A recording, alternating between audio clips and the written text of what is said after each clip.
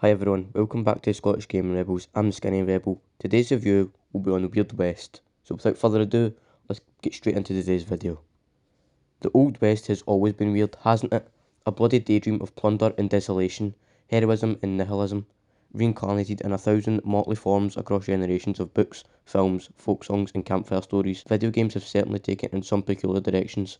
Think of media's Vision Wild Arms series for PS1, where 6 shooters are on ancient relics wielded by chosen adventurers, or the pre-patch version of Red Dead Redemption, with its cursed physics and flying centaurs, or the dreamy vestiges of frontier life that you encounter while trudging the plains of where the water tastes like wine. Wolfeye's Weird West mixes this vast, rancid legacy with outright fantasy elements sourced partly from the likes of Lovecraft and partly from the studio founders' previous Dishonored games. This very much isn't your classic rootin' tootin' cowboy yarn. Head out into the wild, you find a voracious village of pigmen and ghost towns that absent-mindedly manifest from foundations up. Dip into the caves and you'll encounter ravenous mutants in bluestone temples, where cultists debate visions of the apocalypse. Magic is an everyday concern. Town deputies sling lightning and fireballs alongside bullets. Stores are happy to trade in ectoplasm and cursed goblets alongside deerskin and copper. Quests alternate gritty pulp novel conceits with otherworldly enigmas. One moment you're squeezing a barkeep for information on a posse of kidnappers against a backdrop of tinkling piano, the next you're trying to make a sense of a captive meteor. The realm is divided not just between settler communities and indigenous Americans, but factions of cannibals, werewolves and witches, all of them being manipulated by an off-screen Illuminati of killed figures who might as well call themselves game designers. There's a lot going on here, but in practice, Weird West's weirdness is a hit and miss.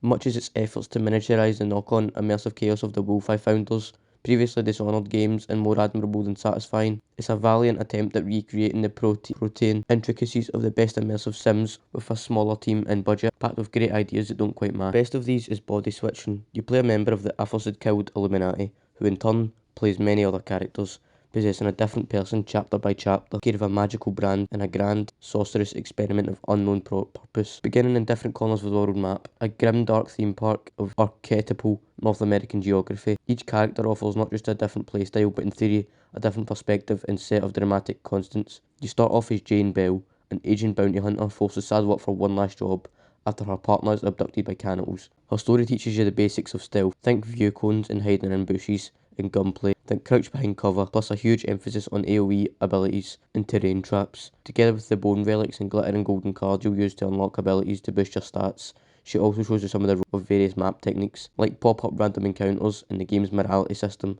with crimes only affecting your reputation if witnesses live to tell the tale. It all seems comprehensible enough, an old western Fallout style CRPG with a touch of the arcane, but then you're plunged into the bloody of Clarence Quigg and recently transformed pigmen. Quigg has no idea who he is, or rather he's used to be. He's also, to say the least, unwelcome in human towns, so selling your surplus inventory can be tricky.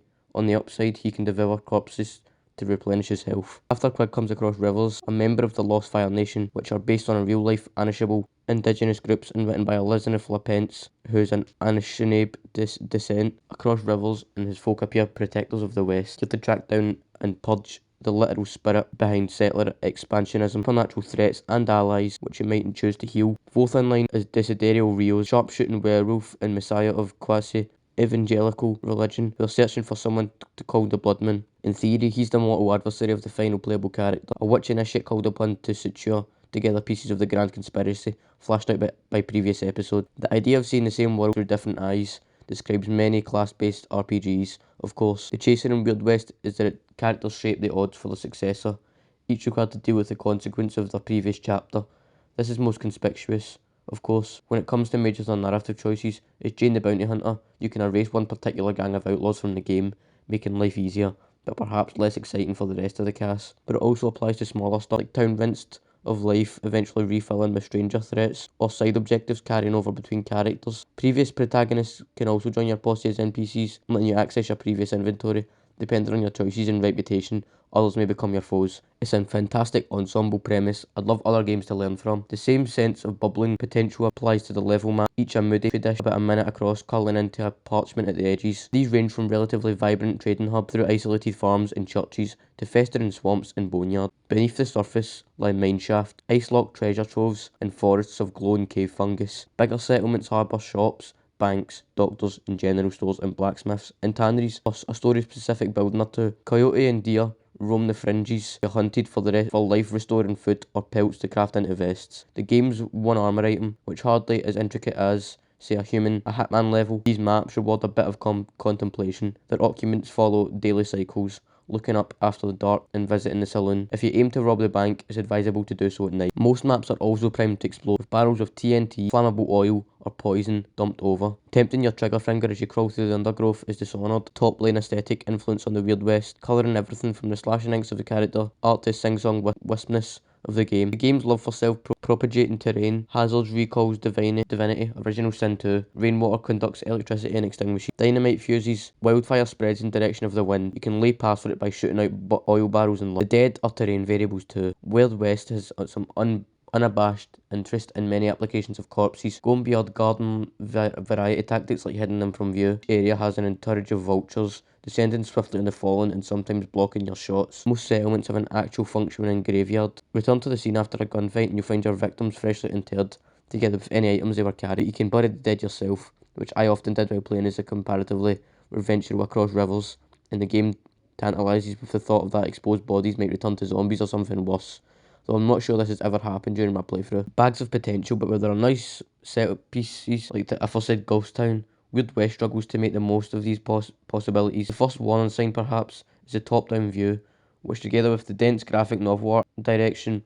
often squashes and obscures the cleverness of terrain setups, while making the collection of objects an absolute nuisance. The cast feel a bit squashed too, beyond the narrative framing, each distinguished in the hands by 4 abilities that are both unremarkable individually and a poor basis for playstyle. With no modifiers to unlock and sparse selection of combo opportunities, Pigman and the Witch are the clearest cut.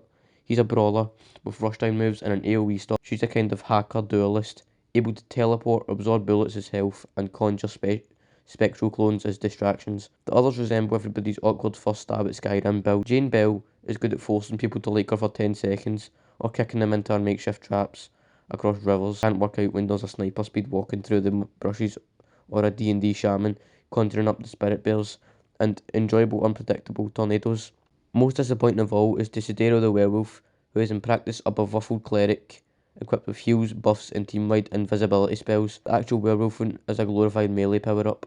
You spend more time thinking about the weapon abilities like silent rifle shots or electrical pistol rounds, and to a lesser extent passive perks such as increased jump, height or faster reloading. These latter options are shared across the cast, which means the characters ultimately blur into one, though you do need to unlock weapon abilities fresh in each chapter, which is an incentive to try out different tactics. I could live with some underwhelming special moves. More seriously, Weird West is unable to make the most of the different and differently constrained vantage points each character gives on the game's landscape and society. The Pigman gets a quest early on that makes you acceptable to human townsfolk, nipping the most intriguing element of his story and the play out a whole werewolf arc without ever turning into a wolf. There's no lunar cycle, and thus no need to worry about things getting hairy when you're trying to, e.g., sweet talk the sheriff across rivers, eventually gain the ability to talk to Roman ghosts. But in my 30 hours with the game, this is mostly the basis for the additional far quest of my find my favourite hat so my soul knows the peace variety. So guys, I would rate this game an 8 out of 10, and I don't really, it's just the top down view isn't really my thing. Now yes, this game was fun, and it really changed my mind on top down games, but I'm just not good at top down games whatsoever. So with that, SGR over and out.